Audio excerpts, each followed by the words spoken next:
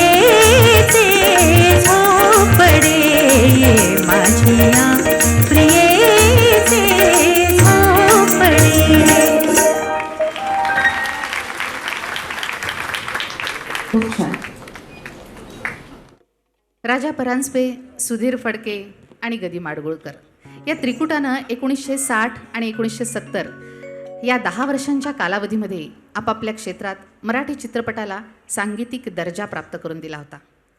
सामाजिक कौटुंबिक चित्रपटांना तमाशाप्रधान चित्रपटांच्या झगमगाटातही दिव्य दृष्टी प्राप्त करून दिली होती. लाखाची गोष्ट, जगाच्या पाठीवर, सोनियाची पावलं, सुवासिनी, गुरुकिल्ली, आधार या सुरेख चित्रपटांची मांदियाळी निर्माण करून मराठी रसिकांना कायमचं ऋणी करून ठेवलं. बाबूजींनी संपूर्ण कारकिर्दीमध्ये कमालीचं वैविध्य जपलं.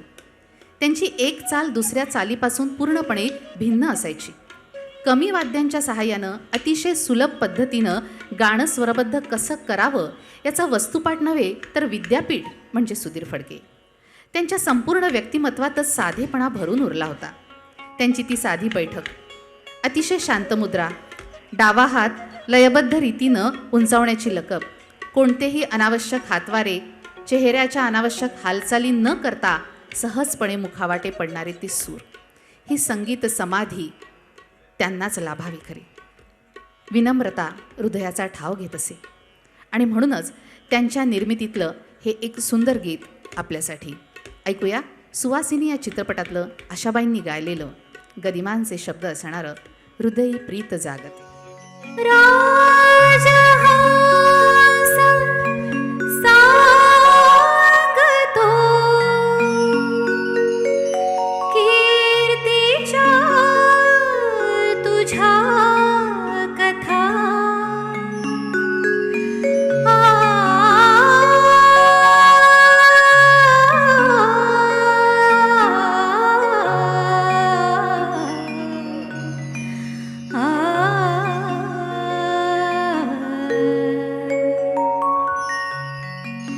हृदयी प्रीत जागते, जाणता अजाणता. हृदयी प्रीत जागते, जाणता अजाणता.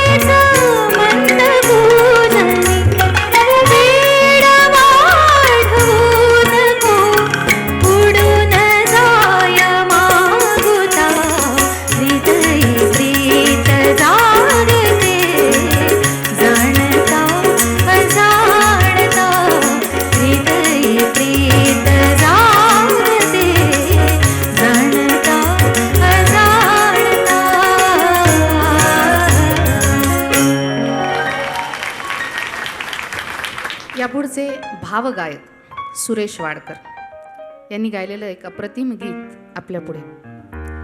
एक वेगळं वातावरण, वेगळी गूढता, प्रणयाची एक निराळीच लाट, या सगळ्या गोष्टी या पुढच्या गीतात आढळतात. कवींबद्दल थोडं सांगेन. काही बोलायचं आहे हे चित्रपटाचं नाव. अशी ओल जाता तुझ्या स्पंदनातून आकांत माझ्या उरी केवढा, तमातूनही मंद ताऱ्याप्रमाणे दिसे की तुझ्या बिलवरांचा चुडा. कवी सूक्ष्म अशा व्यक्ती शोधातून समोर येतात तेव्हा त्यांची कविता आपल्याला जवळची वाटते. कवितेतले शब्द सहज सोपे जरी वाटत असले तरी दुर्बोध आहेत, आणि जिथे दुर्बोध शब्द येतो तिथे तो कवी आठवतो.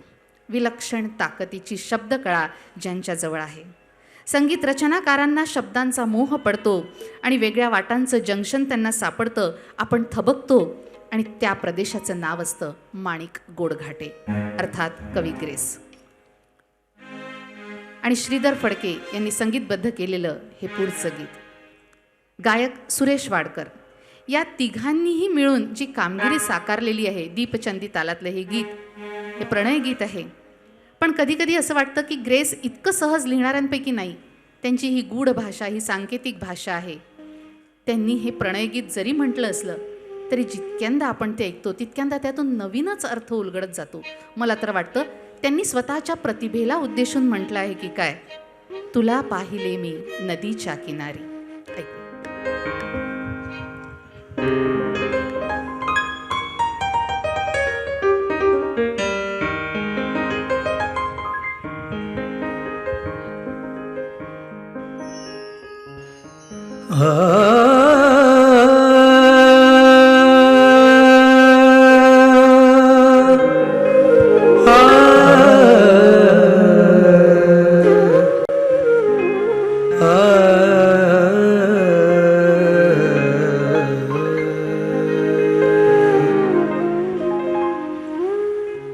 तुला पाहिले नदीच्या किनारे,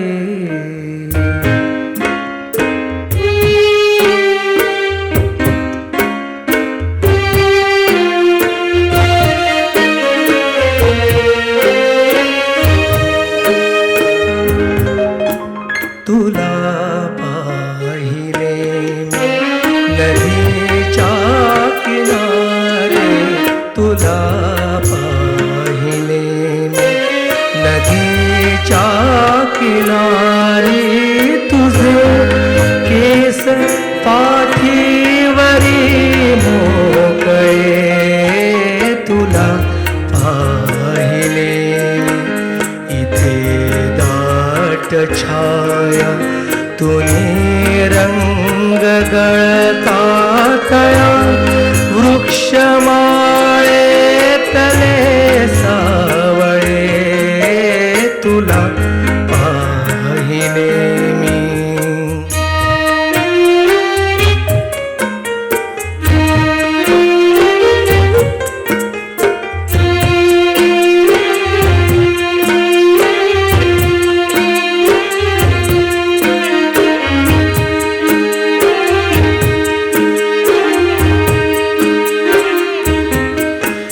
तुझी पावले गे धोक्याच्या महालात ना, वाजली ना कधी नादली. तुझी पावले धोक्याच्या महालात ना, वाजली ना कधी नादली. निळा गर्द भासे नभाचा किनारा, निळा गर्द भासे नभाचा किनारा, नमाजी नमा अंतुला सावले, तुला पाहिले मी.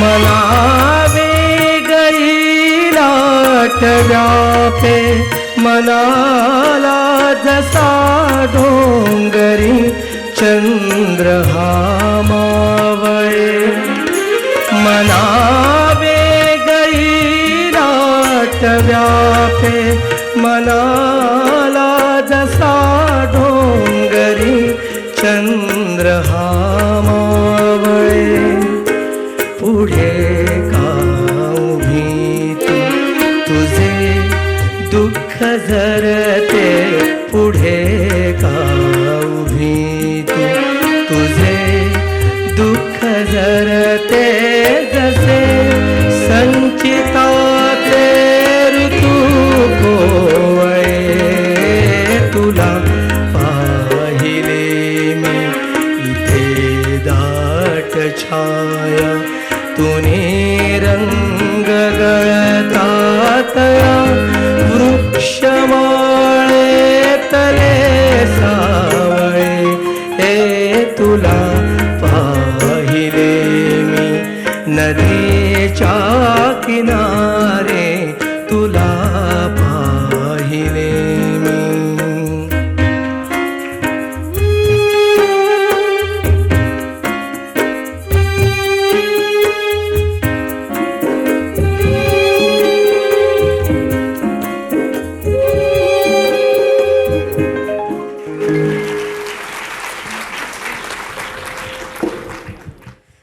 एका मित्रांना सहज प्रश्न विचारला, काय फरक आहे गाणं आणि कवितेमध्ये? शब्दांचे अर्थ कळले तर गाणं, आणि दोन शब्दांच्या मधल्या जागांचे अर्थ कळले की कविता. कर्म म्हणून यमक जुळवलंस तर गाणं, आणि मर्म म्हणून यमक जुळवलंस तर कविता. पान भरण्यासाठी लिहिलंस तर गाणं, आणि मन भरण्यासाठी लिहिलंस तर कविता. पुरस्कार मिळावा म्हणून लिहिलंस तर गाणं, आणि लिहिल्यावर पुरस्कार मिळाला तर कविता. काहीतरी सुचलं म्हणून लिहिलं तर गाणं, आणि काहीतरी साचलं म्हणून लिहिलं तर कविता. थोडक्यात जगण्यासाठी लिहिलं तर गाणं, आणि मरणासाठी लिहिलं तर कविता. आता तळहातावर घे हे सप्तरंग, डोळे मिट आणि उधळून टाक दाही दिशांना. मग डोळे उघड, तळहाताच्या रेषांवर उरलेल्या रंगांची नक्षी म्हणजे गाणं, आणि दिशांवर उधळलेल्या रंगांची बदलत जाणारी नक्षी म्हणजे कविता. पण याही पलीकडे एखाद्या क्षितिजाच्या पार सहज म्हणून एखादं गाणं लिहिता लिहिताच अचानक डोळ्यात पाणी आलं तर समज झालं गाणं एका कवितेचं. अशा एकात एक गुंफलेलं हे गाणं आणि कवितेचं नातं.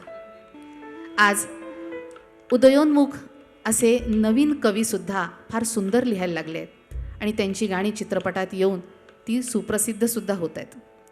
नीळकंठ मास्तर नावाच्या चित्रपटातलं हे पुढचं गीत एका अमराठी गायिकेनं गायलेलं.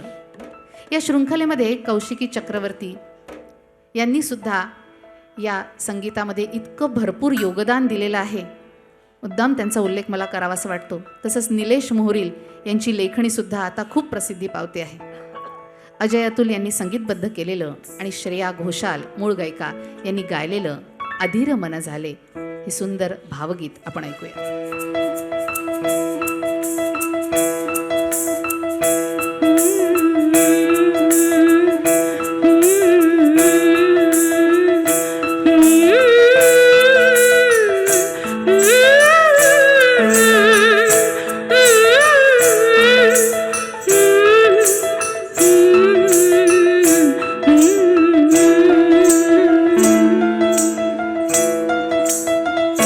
अधीर मन झाले मधुर घन आले धोक्यातुनी नभातले सख्या प्रिया सरीतुनी सुरेल धुंद स्वर आले अधीर मन झाले धोक्यातुनी नभातले सख्या प्रिया सरीतुनी सुरेल धुंद स्वर आले मधुर घन आले.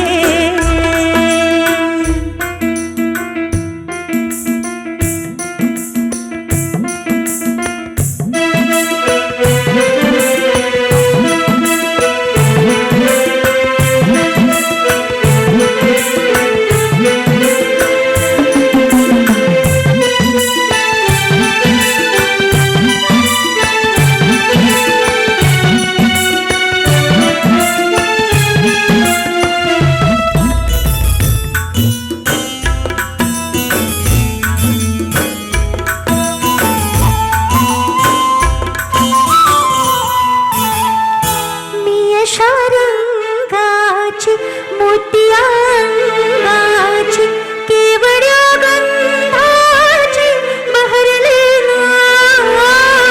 उमगले रानाला देठाला पानाला माझ्या सरदाराला समजले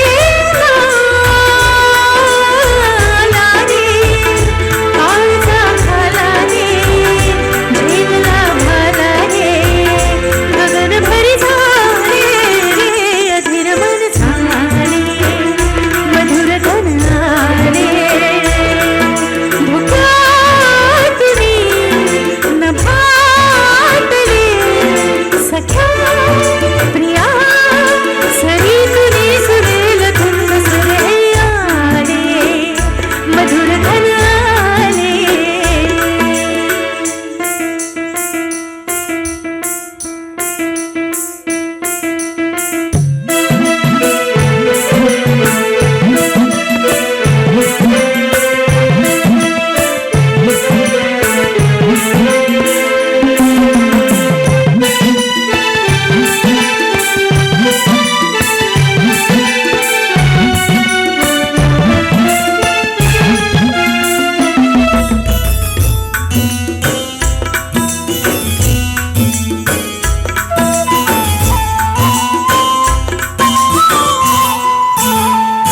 सोसला वारामी झेलल्या धारामी प्यायला मारामी बहकले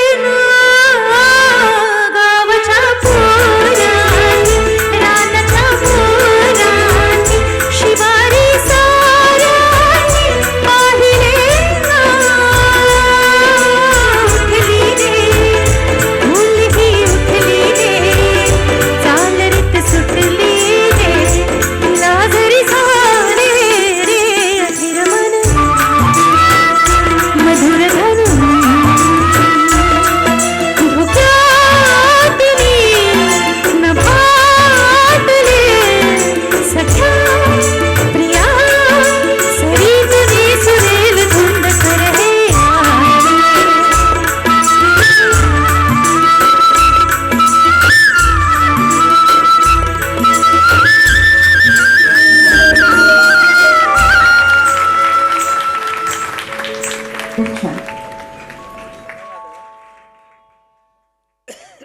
खूप सुंदर. आपण कार्यक्रमाच्या मध्यापर्यंत येऊन पोहोचलेलो आहोत साधारणतः. आज या गीतमंचावर उपस्थित असणाऱ्या माझ्या या सगळ्या कलावंतांची ओळख तुम्हाला एका मिनिटात मी करून देते. ही सगळी वादक मंडळी नागपुरातली सुप्रसिद्ध ज्येष्ठ आणि श्रेष्ठ अशी वादक मंडळी आहेत. मुळात हे वादक खूप जाणकार असतात, हे मुळात गायक असतात, यांना सगळं माहिती असतं आणि अनेक गीतं अनेकदा वाजवलेली असतात त्यांनी, पण कुठेही कंटाळा न करता आपल्या गायकाला आपल्या गायिकेला समर्थपणे प्रामाणिकपणे साथ देण्याचं कौशल्य म्हणजेच त्यांच्यातला वादक कलावंत होय. तेव्हा यांच्यासाठी पहिल्यांदा मी तुमच्याकडनं टाळ्या घेणार आणि मग यांचा परिचय मी आपल्याला करून देते. माझ्या डाव्या बाजूला सिंथेसायझरवर आहेत श्री आनंद मास्टे, अरविंद उपाध्ये आज अलगूज हातात घेऊन आहेत. यांच्या बासरी वादनानं नागपूरकर मोहित झालेले आहेत. आम्ही त्यांना प्रेमाने मुरलीधर असंही म्हणतो, मुरली हातात धरतात म्हणून. माझ्या पुढ्यात इथे बसलेले आहेत अमरजी शेंडे, सुप्रसिद्ध व्हायोलिन वादक. या बाजूला तालवाद्यांमध्ये तबल्यावरती साथ देण्याकरता खास स्वरालापच्या कार्यक्रमासाठी खूप दुरून पायपीट करून येतात मोरेश्वर 10 सहस्त्र. चंद्रपूरला असतात पण कार्यक्रमासाठी नागपूरला खास ते येत असतात. त्यांच्या पाठीमागे विशाल 10 सहस्त्र ऑक्टोपॅडवर आहेत. त्यांच्या बाजूला सहताल वाद्यांवरती श्री गजानन रानडे. गायक कलावंतांमध्ये अनुजा मेंघळ, गोड गुणी गायिका, नागपूरकरांना सुपरिचित आहे. आज पुन्हा एकदा तिच्या फिरत्या आणि गोड गळ्याची चुणूक आपल्याला जाणवायला लागलेली आहे. सुंदर सुंदर गीतं अनुजानी तयार केलेली आहेत या कार्यक्रमासाठी. तिच्या बाजूला मुकुल पांडे. मी यांच्याबद्दल नेहमी विनोदानं म्हणते की मुकुलची आधी तारीख घ्यावी लागते आणि मग कार्यक्रम तयार करावा लागतो. इतकं व्यस्त व्यक्तिमत्व आहे मुकुल पांडे. सर्वांना सुपरिचित सोनाली दीक्षित. अनुभवी गायिका असा उल्लेख सोनालीच्या बाबतीत मी करेन. सगळ्या प्रकारची गाणी सोनाली खूप सहज गाते, हे तिचं वैशिष्ट्य आहे. आणि आजच्या या संगीत संयोजनाची धुरा सांभाळणारे आमचे कप्तान माझ्या बाजूला बसलेले आहेत, श्री अजित पाध्ये. हा एवढा सगळा संगीताचा पसारा, ही सगळी मेहनत, या सगळ्या तालीम वगैरे ज्या झालेल्या आहेत ते यांच्या देखरेखीखाली आणि उत्तमोत्तम गीतं त्यांनी बसवलेली आहेत, तेवढा रियाज करून घेतलेला आहेत. अजितदादा खूप खूप धन्यवाद, खूप छान काम. आणि पूर्ण कार्यक्रमाचे संयोजक या नात्यानं आमचे काका विवेक नेरकर काका इथे उपस्थित आहेत, त्यांच्यासाठी तर टाळ्या झाल्याच पाहिजेत. या कार्यक्रमाला आवर्जून उपस्थित आहेत श्री मिलिंद कुकडे, श्री अविनाश घोंगे, श्री आशुतोष अडोणी, श्री सुहासराव सोनटक्के, श्री प्रसाद पोफळी, श्री अनंतराव तांबोळी, डॉक्टर विलास देशमुख. या सगळ्या मान्यवरांचं मनापासून स्वागत करते. उपस्थित रसिकांचं सुद्धा मनापासून स्वागत करते. आपण आहात म्हणून स्वरालाप आहे, आपण आहात म्हणून गाणी आहेत, आपण आहात म्हणून रसिकता आहे.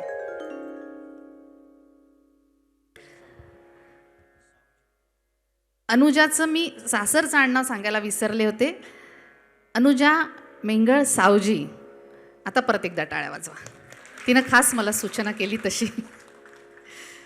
छान आहे, सासरचं कौतुक असायलाच पाहिजे. आणि आजची सगळी गाणी ही त्याच अनुषंगानं चाललेली आहेत, जरा त्या वाटेकडे. आणि आमच्या आई नेहमी म्हणतात, आई बाबा, की तू सासरचं पण नाव सांगत जा, आता खूप झालं मेंगळ.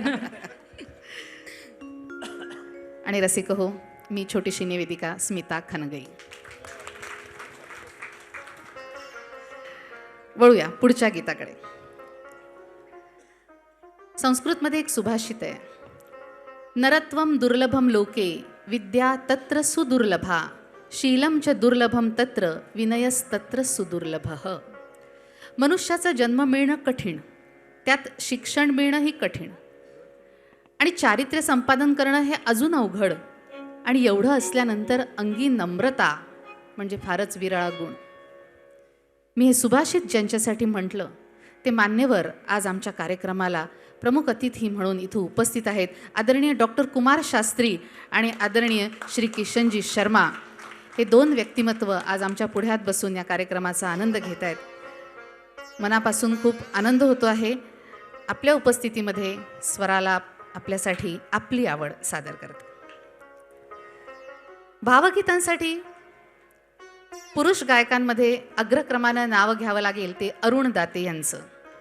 मखमली आवाजाचे गायक होते आणि अरुण दाते म्हटलं की शुक्रतारा हे आपसुकच आलं. जवळजवळ 3,500 कार्यक्रम शुक्रताराचे त्यांनी केले होते. रामूभैया दाते इंदूरचे प्रतिष्ठित गायक, आणि त्यांच्या इच्छेनुसार अरुण दाते गायक झाले. त्यांना खरं तर इंजिनियर व्हायचं होतं, पण पदरी अपयश पडलं आणि मग वडिलांनी गाण्यासाठी प्रोत्साहन दिलं. तिथे मात्र गळा फिरू लागला आणि 1955 पासून आकाशवाणीवर गाऊ लागले. मंगेश पाडगावकर, यशवंत देव, अरुण दाते या कवी, संगीत आणि दिग्दर्शक गायक त्रिकुटानं मराठी भावगीताला एक अप्रतिम अशी लोकप्रियता प्राप्त करून दिली असं म्हटलं जातं.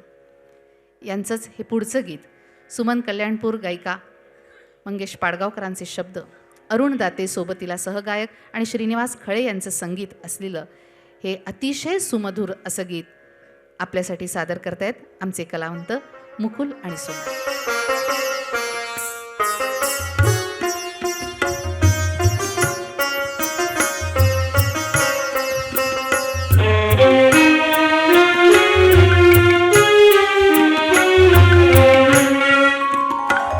पहिलीच भेट झाली, पहिलीच भेट झाली, अनोढ ही युगांची जादू अशी घडे, जादू अशी घडे, या दोन लोचनाची जादू अशी घडे.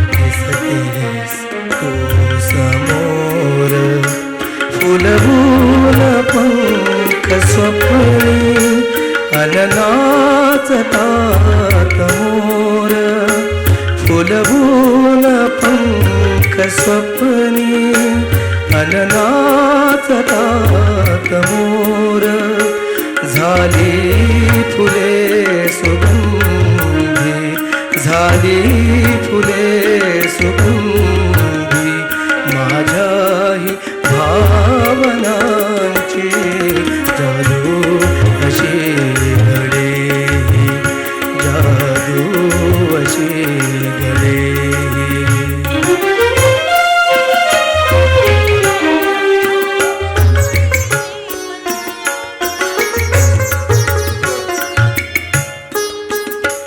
वाऱ्यात ऐकतो मी आता तुझीच गाणी वाऱ्यात ऐकतो मी आता तुझीच गाणी ताऱ्यात वाचतो या प्रीतीची कहाणी या प्रीतीची कहाणी पहिलीच भेट झाली पहिलीच भेट झाली पण ओढ ही युगाची जादू अशी घडे जादू अशी घडे या दोन लोचनांची जादू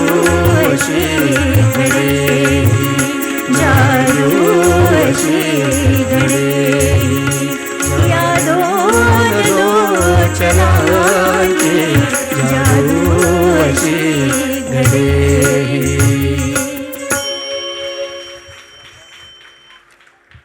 हरिवंश राय बच्चन खूप सुंदर लिहून गेलेत काही ओळी. ख्वाहिश नहीं मुझे मशहूर होने की आप मुझे पहचानते हैं बस इतना ही काफ़ी है. अच्छे ने अच्छा और बुरे ने बुरा जाना मुझे क्योंकि जिसकी जितनी ज़रूरत थी उसने उतना पहचाना मुझे.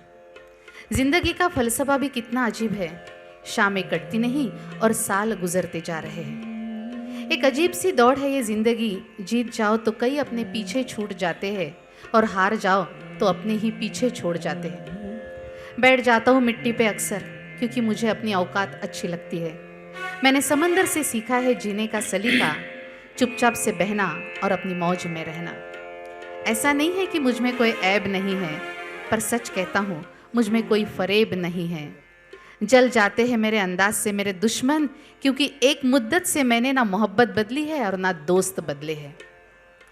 ही कविता जेव्हा जेव्हा वाचते तेव्हा मला मराठी संगीतकार श्रीनिवास खळे यांची आठवण होते. पंडित भीमसेन जोशी एक आठवण सांगताना म्हणतात की गुरुपौर्णिमेचा दिवस होता. पंडित भीमसेन जोशींनी एक तबक आणलं पूजेचं. हार पेढे नारळ. खळ्यांना त्यांनी हार घातला, नारळ हातात दिलं, पेढे वाटले, वाकून नमस्कार केला. खळ्यांच्या डोळ्यात पाणी आलं. ते म्हणाले पंडितजी अहो काय करता. ते म्हणाले तुम्ही जे शिकलात ते आम्ही कुठेच शिकलो नाही. खळे काकांना त्यांनी कधी कुणाचं अनुकरण केलं नाही. प्रयोग केले, प्रयोग होत गेले त्यांच्या हातून. आत्ताचं गाणं आपण ऐकलं जादू अशी घडे ही. मला असं वाटतं हे त्यांचं स्वतःचंच अनुभवातल्या शब्दांचं गीत असेल.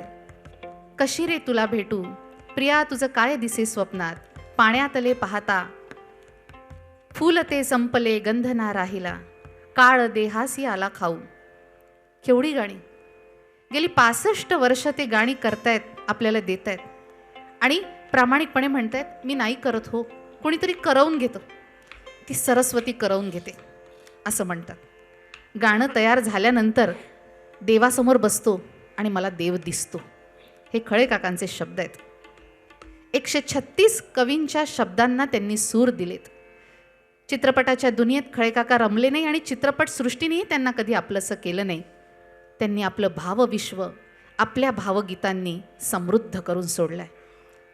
खळे काकांनी एक एवढं जरी गीत केलं असतं ना तरी ते तेवढेच प्रिय खळे काका राहिले असते असं म्हणायला हरकत नाही. वारा कांत यांचं काव्य, श्रीनिवास खळे काका यांचं संगीत, मूळ गायक पंडित वसंतराव देशपांडे आणि आता आपल्यासमोर अजित पाध्ये गीत सादर करतायत. तुम्ही जाणकार आहात, गीत ओळखलं असेल, ऐकूया.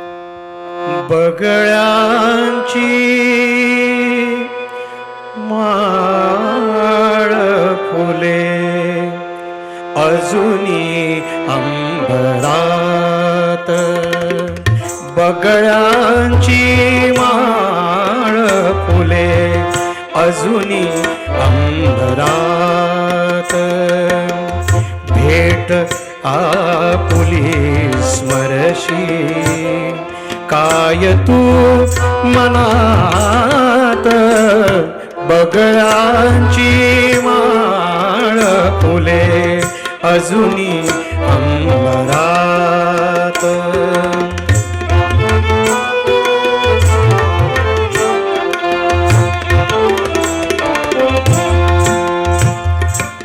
छेडिती पानात बीन थेंब पावसाचे, पावसाचे छेडिती पानात बीन थेंब पावसाचे, ओल्या रानात फुले ऊन अभ्रकांचे, ओल्या रानात खुले ऊन अभ्रकांचे, मन कवडा,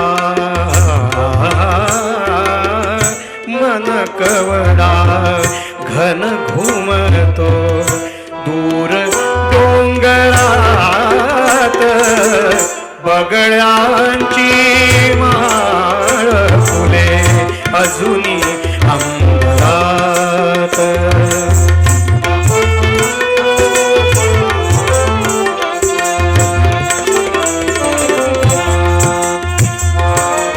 त्या गाठी त्या गोष्टी,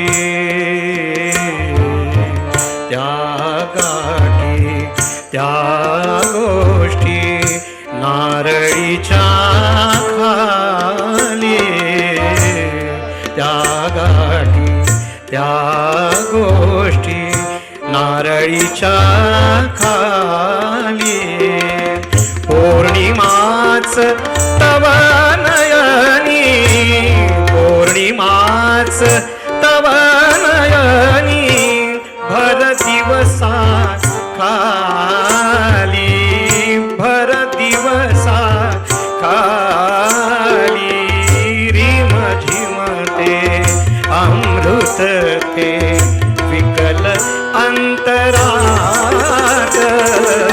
बगळ्यांची माळ फुले अजुनी अंबरात, भेट आपुली स्मरशी काय तू मनात, बगळ्यांची माळ फुले अजुनी अंबरात, बगळ्यांची माळ फुले अजुनी अंबरात, अजुनी अंबरात, अजुनी अंबरात.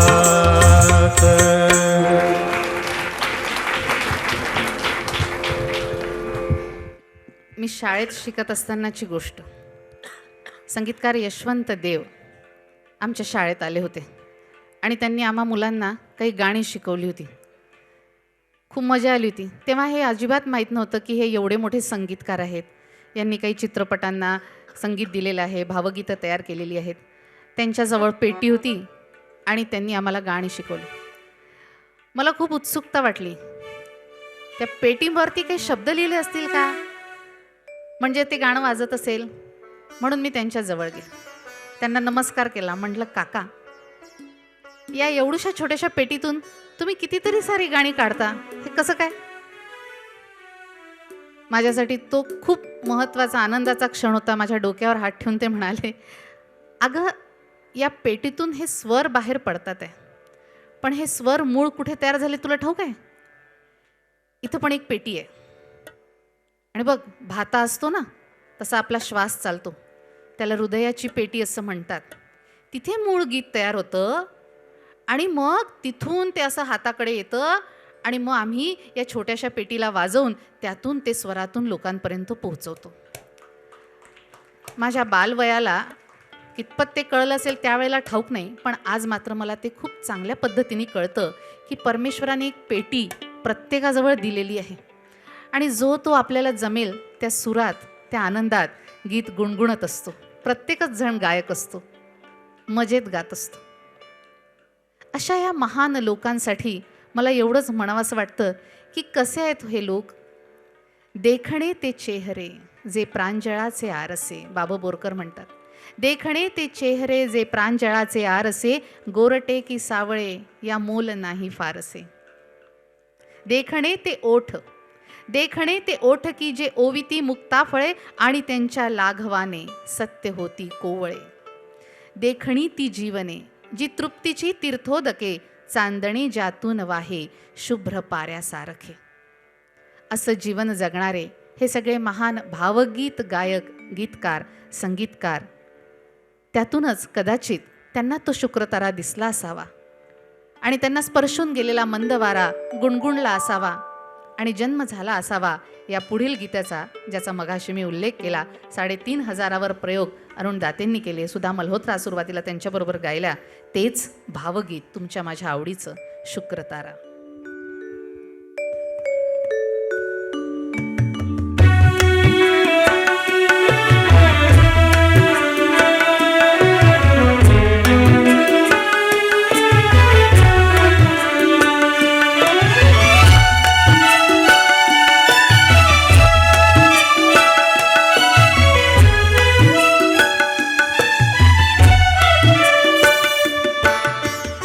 शुक्रतारा मंदवारा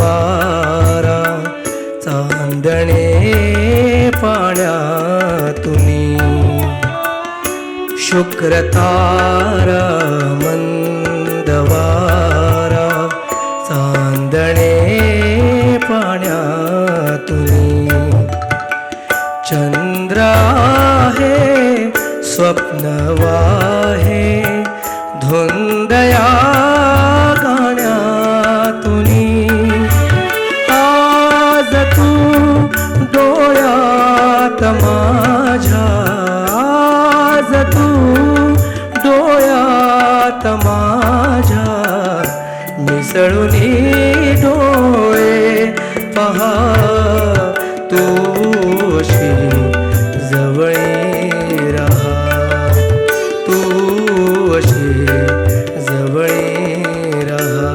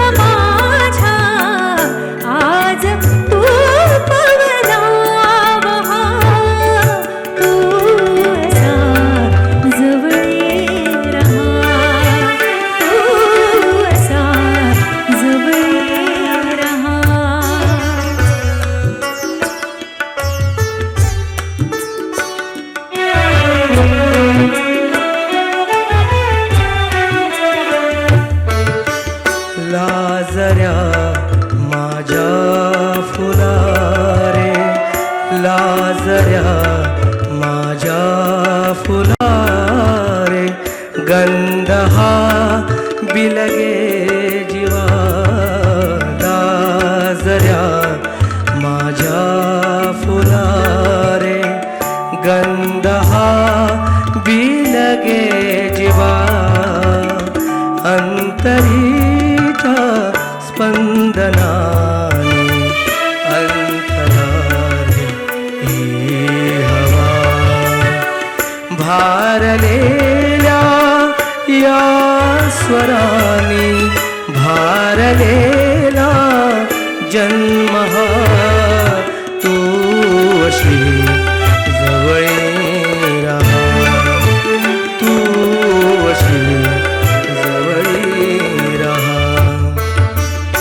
शुक्र तारा मंदवारा चांदणे पाण्यातून चंद्र आहे स्वप्नवाही धुंद या गण्यातुनी आज तू डोळ्यात माझ्या आज तू डोळ्यात माझ्या मिसळूनी डोळे पहा तू अशी जवळी राहा तू असा जवळी रहा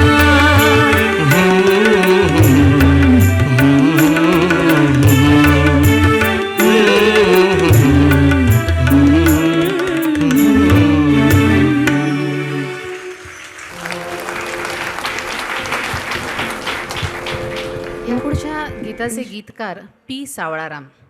रेडिओवर नेहमी हे पी सावळाराम नाव ऐकलं ना की एक उत्सुकता वाटायची. हे कसं काय नाव आहे पी सावळाराम? नेहमीच कौतुक वाटायचं या नावाबद्दल मला. आणि त्यांचं कुठलंही गीत असो, गायिका लता मंगेशकर अशी ही जोडगोळी ठरलेलीच. कविश्रेष्ठ कुसुमाग्रजांनी त्यांना जनकवी असं म्हटलं. तरल आणि भावपूर्ण गीतांचे ते जनक. त्यांची गाणी घराघरातच नाही तर स्वयंपाकघरापर्यंत अगदी सहज जाऊन बसली आहेत. जवळजवळ 700 ते 800 गीतं त्यांनी लिहिली. वि स पागे यांनी हरिनारायण आपटे यांच्या उषक्काल या कादंबरीतील सावळ्या तांडेल या पात्रावरून त्यांना प्रेमानं सावळ्या असं नाव दिलं आणि ते त्यांनी आयुष्यभर स्वीकारलं आणि पी सावळाराम असं त्यांचं नामकरण जे झालं ते जीवनभरासाठीच. त्यांची अनेक गाणी लताबाईंनी गायली आहेत. लताबाईंचा 90वा वाढदिवस नुकताच आपण सगळ्यांनी साजरा केला. त्यांना एकदा ABP माझावरच्या एका मुलाखतीमध्ये प्रश्न विचारला होता, दीदी भावगीत गाता म्हणजे नेमकं काय करता? सोपाच प्रश्न, पण दीदींनी इतकं सुंदर उत्तर दिलं. अहो, भाव खाऊन म्हटलेलं गीत म्हणजे भावगीत नाही, हावभाव करून म्हटलेलं गीत म्हणजे देखील भावगीत नाही. तर त्या गीतकारानं शब्दामध्ये ज्या भावनेतून ते गीत लिहिलेलं आहे, संगीतकारानं ज्या भावनेतून ते संगीतबद्ध केलेलं आहे आणि ते पडद्यावर कदाचित कोणी जर साकार करत असेल तर ती गायिका नायिका जी कोणी आहे तिचा त्यावेळेचा भाव, तो प्रसंग काय आहे हे सगळं जाणून घेते मी. आणि मला कळत नाही ना शब्द बरेचदा, तर मी त्यांच्या घरीसुद्धा जाऊन पोहोचते, ते शब्द समजून घेते, त्या चित्रपटाच्या शूटिंगच्या वेळेला हजर राहते, ती कसा अभिनय करते ते मी बघते आणि तिला कसं शोभेल अशा पद्धतीनं मी गीत स्वतः तयार करते. हा एवढा मोठा प्रवास जेव्हा त्यांनी सांगितला तेव्हा आजच्या गायकांबद्दल काय म्हणावं असा उगाच प्रश्न माझ्या डोक्यात आला. खरंच एवढा सगळा विचार करणाऱ्या त्या आहेत आणि म्हणूनच त्यांना गान सरस्वती म्हटलं जात असावं. निश्चितच नेमकं, अचूक, अर्थपूर्ण, नादानुसारी शब्दकळा असे काही शब्द वापरावे लागतात या लोकांसाठी. आणि म्हणूनच लता दिदी या संपूर्ण जगात एकमेव लता दिदीच आहेत. आणि आम्ही भाग्यवान आहोत, आमची पिढी भाग्यवान आहे की आम्ही त्यांना बघतो आहे, त्यांची गाणी आम्ही ऐकतो आहे. आम्ही जन्माला आल्यापासून आमच्या शेवटापर्यंत या गीतांनी आम्हाला साथ दिलेली आहे, जगणं शिकवलेलं आहे. यापुढचं हे गीत वसंत प्रभू संगीतकार. एक काळ असा होता की वसंत प्रभू, वसंत पवार, वसंत देसाई हा वसंत ऋतूच आला होता मराठी चित्रपटामध्ये आणि अतिशय सुंदर सुंदर गीतं त्यांनी दिलेली. हे त्यातलंच एक अप्रतिम गीत आपल्या भेटीला आम्ही आणलंय. ऐकूया. हृदयी जागा तू अनुराग.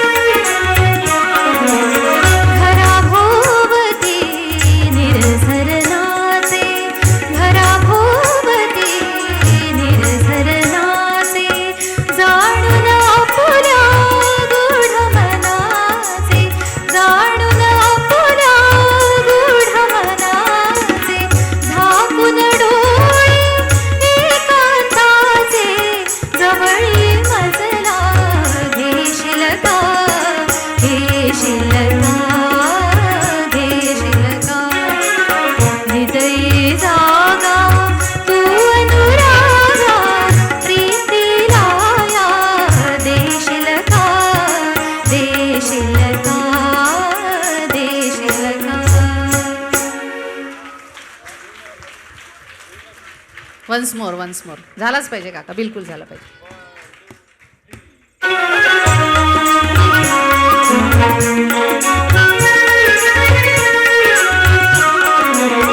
घराभोवती निर्झरनाचे, घराभोवती निर्झरनाचे, जाणून आपुल्या गूढ मनाचे, जाणून आपुल्या गूढ मनाचे, झाकून डोळे एकांताचे, जवळी मजला घेशील का, घेशील का, घेशील का, हृदयी जागा तू अनुरागा, प्रीतीला या देशील का, देशील का, देशील का.